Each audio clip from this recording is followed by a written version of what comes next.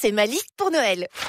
Oula, c'est une longue liste, ça. Oui, j'ai vraiment eu du mal à me décider. Attends, je sais pas si je vais réussir. Oh, mais t'en fais pas, il y a tout aux Galeries Lafayette. En plus, du 9 au 19 décembre, il y a moins 25% sur toute la beauté, dont les coffrets.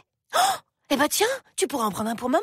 Hors point rouge, avec le programme de fidélité Mes Galeries gratuit et sans engagement, voir conditions en magasin et sur galerielafayette.com. Galeries Lafayette, le grand magasin de tous.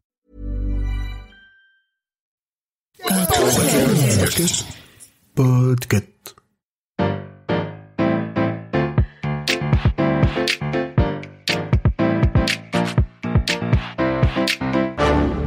Bonjour, vous avez choisi la réponse D, mais d'abord, écoutez la question. Aujourd'hui, dans la catégorie Histoire, la question part vers le nord.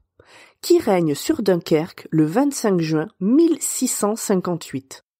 A. Philippe IV d'Espagne, le roi planète. B. Louis XIV, le roi soleil.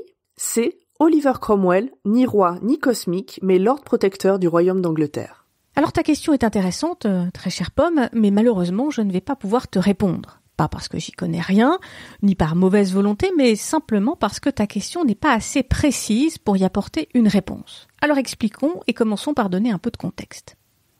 Au début du XVIIe siècle, la ville est espagnole. Normal, tu vas me dire, quand on parle de Dunkerque, inconsciemment, on pense tous paella, castagnette et vamos à la playa, non ? La ville appartient aux Habsbourg, qui gouvernent l'Espagne, mais aussi les Flandres et une partie du monde germanique. En face, il y a Louis XIV. Il est roi depuis 1643 officiellement, mais c'est à partir de 1653 qu'il est pleinement aux manettes du royaume de France.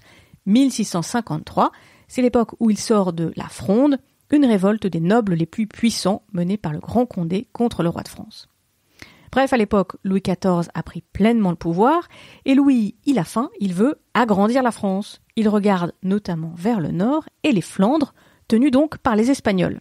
Il faut dire que la ville de Dunkerque avait déjà été prise par Condé en 1646, mais elle avait été ensuite rendue aux Espagnols en 1652.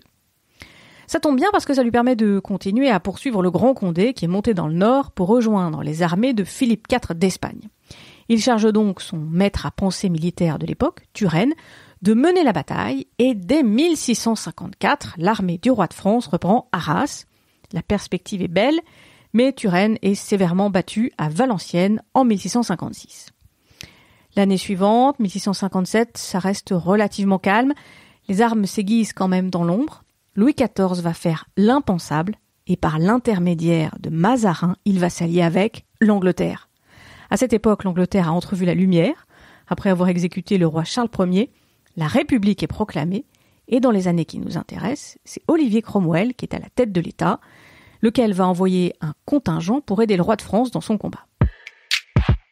Tout ça nous amène au véritable tournant de cette histoire au printemps de 1658. Le 15 mai, Turenne amène son armée aux portes de la cité de Jean Bart, qui n'a que 8 ans à l'époque.